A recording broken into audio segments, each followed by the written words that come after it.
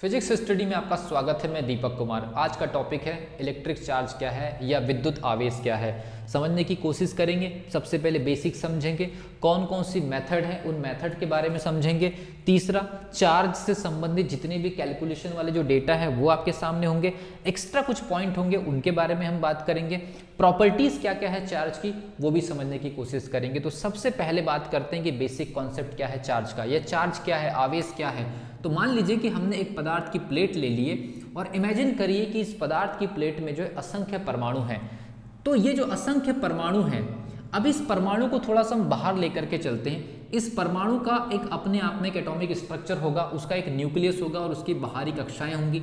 बाहरी कक्षाओं में इलेक्ट्रॉन होंगे और सेंटर में आपके प्रोटॉन और न्यूट्रॉन होंगे। ये थोड़ा सा केमिस्ट्री का बेसिक है। चार्ज को समझने के लिए ये चीज़ें समझना बहुत जरूरी है। तो अगर मान लीजिए कि बाहर से अगर इलेक्ट्रॉन को कहीं से भी अगर एनर्जी मिलती है, किसी भी सोर्स से, किसी भी मेथड से अगर एनर्जी मिलती है, तो जब इलेक्ट्रॉन की एनर्जी बढ़ती है तो जिस कक्षा में पहले से वो गति कर रहा है या जिस कक्षा में जिस एनर्जी के साथ वो है, उसकी एनर्जी बढ़ने के बाद वो बड़ी कक्षा में प्रवेश करने की कोशिश करता है। लेकिन एलिमेंट या किसी तत्व के परमाणु में जितनी कक्षा उपलब्ध है, अगर उससे ज्यादा एनर्जी वाला अगर इलेक्ट्रॉन आएगा तो उस कक्षा को छोड़ करके उस पदार्थ की सतह पर चले जाएगा।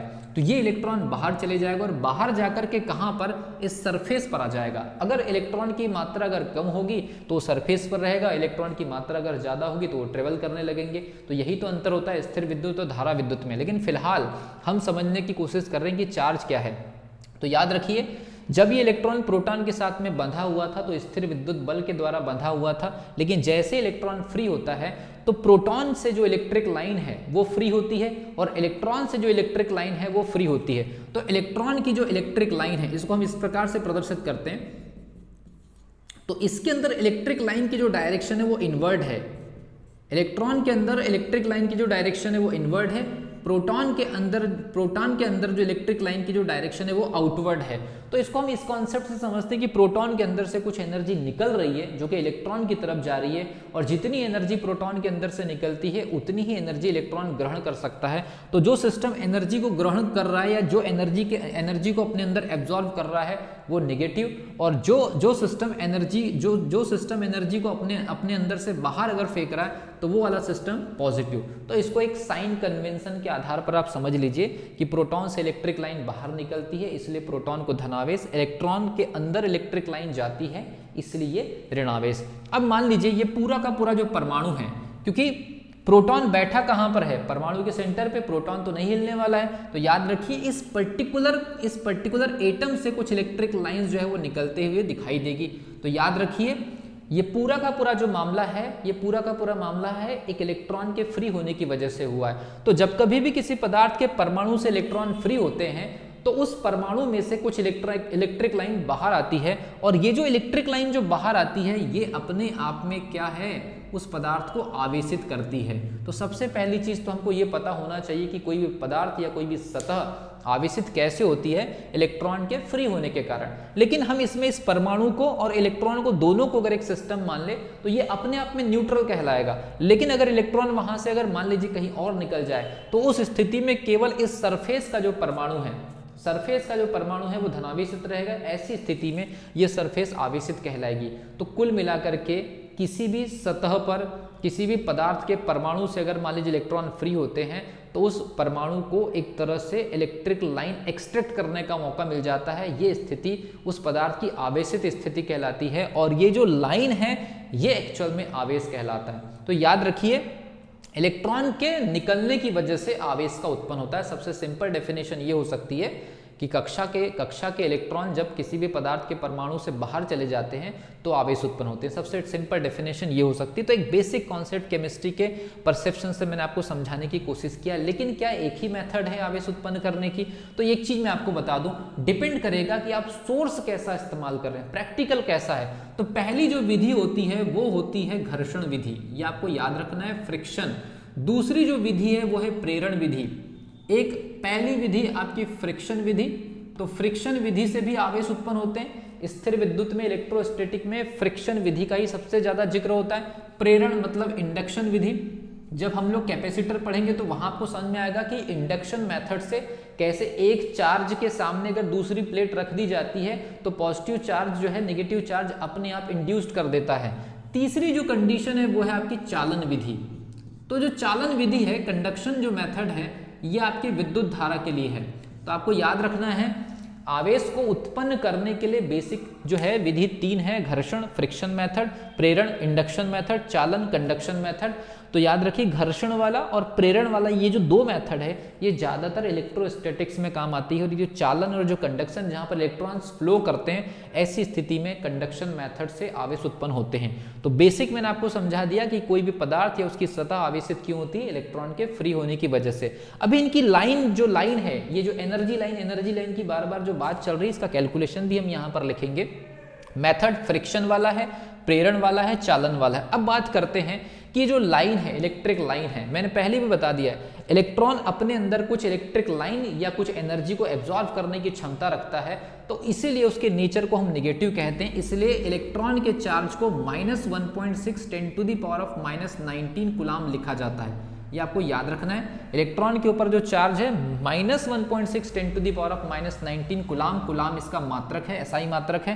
प्रोटॉन के लिए जो इलेक्ट्रॉनिक चार्ज है वो 1.6 × 10 - 19 कूलाम है। याद रखिए यहाँ पर प्लस है क्योंकि प्रोटॉन के अंदर से इलेक्ट्रिक लाइन जो है वो बाहर जा रही है।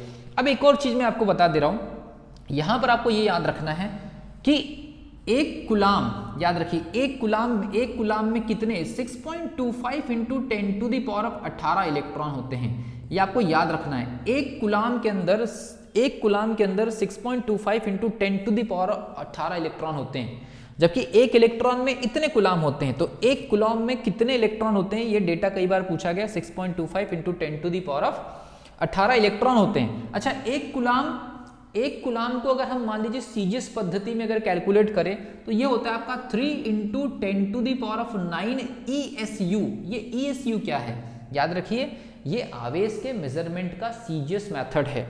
तो याद रखिए या स्थिर विद्युत मेथड है। तो एक कूलाम को हम लिख सकते हैं 3 × 10⁹ ESU। ESU का मतलब है इलेक्ट्रोस्टैटिक यूनिट 3 × 10⁹, या हम इसको लिख सकते हैं 1/10 EMU। EMU से मतलब है इलेक्ट्रोमैग्नेटिक यूनिट। तो ये आने वाली यूनिट में धीरे धीरे ये सारे की सारी चीजें आपको समझ में आएगी, याद रखिए। तो वैल्यूज मैंने आपको बता दिया कि इलेक्ट्रॉनिक चार्ज, प्रोटॉन के ऊपर जितना भी चार्ज होता है दोनों आपस में न्यूमेरिकली बराबर होते हैं, बस नेचर एक दूसरे के विपरीत होता है। एक कूलाम में कितने इलेक्ट्रॉन होते हैं और एक कूलाम कितने ESU कूलाम के बराबर होते हैं या कितने EMU कूलाम के बराबर होते हैं, है ना। तो कूलाम का ESU में कन्वर्जन, कूलाम का आपका EMU में कन्वर्जन। जैसे हम CGS से MKS में करते हैं, SI से CGS में करते हैं, वैसे यहाँ पर कूलाम से ESU, कूलाम से EMU। अब आगे चलते हैं, याद रखिए। अब आगे चलते प्रॉपर्टीज, आवेश की क्या क्या प्रॉपर्टीज होती है, याद रखिए। हम ऐसे भी लिख सकते हैं Q1 + Q2 - Q3 + Q4 - Q5। मतलब जैसे जैसे आवेश का नेचर होगा वैसे हम उसको ऐड कर सकते हैं, माइनस कर सकते हैं। इसलिए याद रखिए आवेश जो है बीजगणितीय योग का पालन करता है। बीजगणितीय योग से मतलब यह है एल्जेब्रिक समेशन। आवेश जो होते हैं अपने एल्जेब्रिक समेशन के नियम का पालन करते हैं। इसके अलावा आवेश का क्वांटाइजेशन किया जा सकता है, मतलब आवेश की गणना टोटल अगर आपको आवेश निकालना है +- NE। ये +- का मतलब क्या है, अगर हम प्रोटॉन के आवेश की बात करेंगे तो प्लस रखेंगे, इलेक्ट्रॉन के आवेश की बात करेंगे तो माइनस रखेंगे। E का मतलब 1.6 10 - 19 से है और N का मतलब 1 2 3 4 से है। 1 2 3 का 4, एक इलेक्ट्रॉन फ्री होगा तो 1, 2 इलेक्ट्रॉन फ्री होंगे तो 2। इस टाइप से आप जो है आवेश का क्वांटाइजेशन भी कर सकते हैं। तो पहली चीज बीजगणितीय योग मतलब एल्जेब्रिक समेशन पॉसिबल है, क्वांटाइजेशन जो है वो पॉसिबल है। और याद रखिए आवेश एक अदिश राशि है। आवेश कैसी राशि है, आवेश एक अदिश राशि है, स्केलर क्वांटिटी है, क्योंकि इसका सीधा संबंध एनर्जी से है। और हम आगे पढ़ेंगे कि ऊर्जा एक अदिश राशि है। तो आपको याद रखना है आवेश एक अदिश राशि है। क्वांटाइजेशन Q = +- NE के बराबर होता है। आवेशों को जोड़ा या घटाया जा सकता है आपस में। इसके अलावा अगर इसकी एक और प्रॉपर्टी के बारे में हम बात करें कि अगर मान लीजिए कोई पदार्थ अगर ऋणावेशित होता है, कोई पदार्थ मान लीजिए कि ऋणावेशित होता है, कोई पदार्थ अगर ऋणावेशित होता है इसका मतलब यह है कि उसके पास इलेक्ट्रॉन चले गए हैं, उसके पास में इलेक्ट्रॉन आ गए हैं, अगर ए पदार्थ अगर मान लीजिए माइनस हो गया है तो उसने इलेक्ट्रॉन ले लिया है, और इलेक्ट्रॉन का अपना एक छोटा सा मास होता है। एक थोड़ा सा समझने वाली बात है कि अगर मान लीजिए ए एक हमारे पास एक पदार्थ या परमाणु है जिसके पास बाहर से इलेक्ट्रॉन आ गए हैं, तो बाहर से आने वाले जो इलेक्ट्रॉन है वो अपने साथ अपना खुद का द्रव्यमान लेकर के आएंगे। कितना द्रव्यमान लेकर के आएंगे? 9.1 इंटू 10⁻³ किलोग्राम। तो ये जो 9.1 इंटू 10⁻³ किलोग्राम जो द्रव्यमान लेकर के आएगा एक इलेक्ट्रॉन किसी ए एटम के पास में, तो थोड़ा सा तो द्रव्यमान बढ़ेगा। तो याद रखिए, जब कभी भी कोई पदार्थ या परमाणु जो है निगेटिवली चार्ज होता है तो उसका थोड़ा सा द्रव्यमान बढ़ता है, और वो थोड़ा सा द्रव्यमान इलेक्ट्रॉन के आने की वजह से, जो इलेक्ट्रॉन का खुद का द्रव्यमान है जो कि मात्रा में बहुत ही कम -31 किलोग्राम की रेंज है उसकी, लेकिन बढ़ता है, ऐसा हमको मानना ही पड़ेगा, भले वो कितना भी छोटा हो। अब अगर मान लीजिए कोई बी पदार्थ अगर मान लीजिए वो प्लस हो चुका है, मतलब वो धनावेशित हो चुका है, मतलब उसका खुद का इलेक्ट्रॉन कहीं और चला गया, तो ऐसी स्थिति में उसके कक्षा से कुछ इलेक्ट्रॉन चले गए। कुछ अगर इलेक्ट्रॉन चले गए तो कुछ तो द्रव्यमान चला गया, तो सीधी सी बात है यहाँ पर भी द्रव्यमान में कमी होगी। तो याद रखिए, जो निगेटिवली चार्ज होंगे उसके मास में वृद्धि होगी, और जो पॉजिटिवली चार्ज होंगे उसके मास में कमी होगी। तो जो निगेटिवली चार्ज होंगे उसके मास में बढ़ोतरी होगी या वृद्धि होगी, और जो पॉजिटिवली चार्ज होंगे उसके मास में थोड़ी सी कमी होगी। आपको याद रखना है, कॉम्पिटिटिव पॉइंट ऑफ व्यू से बहुत ज़्यादा इंपॉर्टेंट चीज़ मैं आपको बता रहा हूँ। ये छोटी छोटी जो चीज़ें होती है ये आपके कॉन्सेप्ट बनाने में बहुत हेल्प करती। अब बात करते हैं एक्स्ट्रा पॉइंट क्या है। याद रखिए, हमारे न्यूक्लियस के अंदर प्रोटॉन और न्यूट्रॉन है। ये चीज़ एक्स्ट्रा चीज़ें मैं बता रहा हूँ।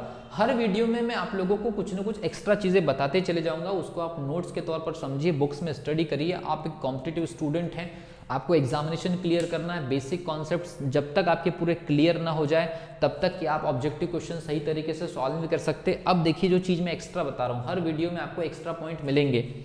न्यूक्लियस में जो प्रोटॉन और न्यूट्रॉन है, पहले ये माना जाता था कि प्रोटॉन और न्यूट्रॉन सिंगल पार्टिकल है, लेकिन लेटेस्ट या बाद की जो खोजें हुई है उसमें ये पता चला है कि प्रोटॉन और न्यूट्रॉन सिंगल पार्टिकल्स नहीं है। एक्चुअल में ये भी जो है सब एटॉमिक पार्टिकल से मिलकर के बने हैं, और उन सब एटॉमिक पार्टिकल को हम कहते हैं क्वार्क। क्या कहते हैं? क्वार्क। ये आपको याद रखना है, क्वार्क से मिलकर के बने हैं। याद रखिए, प्रोटॉन और न्यूट्रॉन का जो निर्माण हुआ है वो क्वार्क से मिलकर हुआ। ये क्वार्क क्या चीज है? क्वार्क अपने आप में प्रोटॉन और न्यूट्रॉन जैसे कुछ पार्टिकल्स हैं। और याद रखिए, एक प्रोटॉन को बनाने में टोटल 3 क्वार्क की जरूरत पड़ती है, और एक न्यूट्रॉन को बनाने में टोटल 3 क्वार्क की जरूरत पड़ती है। एक प्रोटॉन 3 क्वार्क से मिलकर के बना होता है, और एक न्यूट्रॉन भी 3 प्रकार के मतलब 3 क्वार्क से बना होता है। ठीक है, क्वार्क। अब याद रखिए, क्वार्क का जो नेचर है वो 2 टाइप का है। मुझे एक प्रोटॉन बनाने के लिए 3 क्वार्क चाहिए, मुझे एक न्यूट्रॉन बनाने के लिए 3 क्वार्क चाहिए, लेकिन क्वार्क का अपना खुद का जो टाइप है वो केवल कितने प्रकार का है, यहां हम इसको एक्सप्लेन करेंगे। क्वार्क कितने प्रकार के होते हैं? तो याद रखिए, क्वार्क जो है वो 2 टाइप के होते हैं। एक होता है आपका अप क्वार्क। तो जो अप क्वार्क है, अप क्वार्क, उसमें जो आवेश होता है वो होता है आपका 2/3e, ये आपको याद रखना है।